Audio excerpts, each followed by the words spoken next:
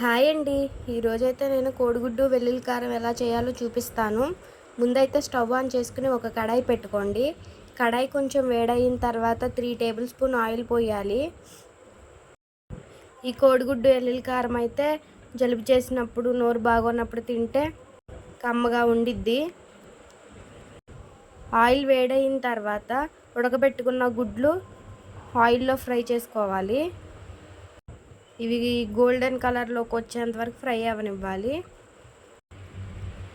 ఇప్పుడైతే నేను తీసేస్తున్నాను ఒక ప్లేట్లోకి. ఇదే ఆయిల్లో ఒక 3 ఆనియన్స్ కట్ చేసి పెట్టుకున్నవి వేయాలి. ఇప్పుడు జనరేషన్లో జ్వరం వస్తే బ్రెడ్ జామ్ ఇలా తింటున్నారు. పాతకాలంలో అయితే ఇలా వెల్లుల్లి కారాలు, నల్లగారాలు చేసుకుని తినేవాళ్ళు. ఈ ఆనియన్స్ గోల్డెన్ బ్రౌన్ కలర్లోకి వచ్చేంత వరకు ఫ్రై అవ్వనివ్వండి. ఇందులో ఒక 3 టేబుల్ స్పూన్ల కారం వేసుకోవాలి.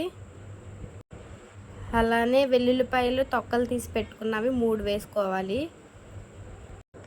మెత్తగా నలిగేలాగా దంచుకోవాలి. నేను చూపిస్తున్న విధంగా ఉండాలి.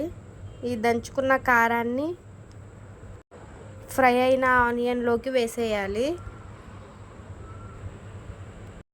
కొంచెం కారం అయినా ఎక్కువ రైస్లోకి కలుస్తుంది. కారం వేసేసిన తర్వాత మంచిగా కలిసేలాగా గరిటతో తిప్పుకోవాలి. కొంచెం సేపు ఫ్రై అవ్వనివ్వాలి ఈ కారాన్ని ఆనియన్లో. ఇందులోనే రుచికి సరిపడ్డ సాల్ట్ కూడా వేసుకోవాలి. సాల్ట్ వేసిన తర్వాత కొద్దిసేపు ఫ్రై అవ్వనివ్వండి.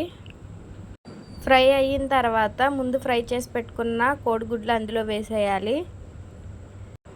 ఇప్పుడైతే ఆ మసాలా అంతా కోడిగుడ్లకు కూడా పట్టేలాగా మంచిగా కలుపుకోవాలి.